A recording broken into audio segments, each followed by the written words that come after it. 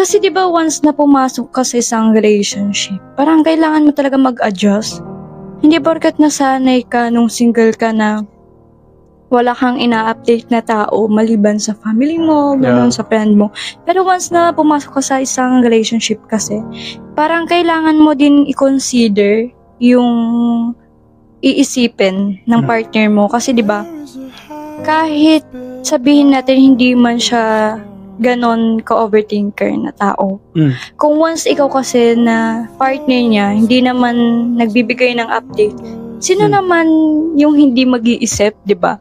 Lalo na pag kahit simple updates lang, hindi naman yung parang every time or minu-minuto na nag-a-update. Yeah. Hindi naman kasi ganun yung parang hinihingi siguro ng partner nila. Parang yung talagang alam mong enough lang na update para ma-feel din nila na okay, parang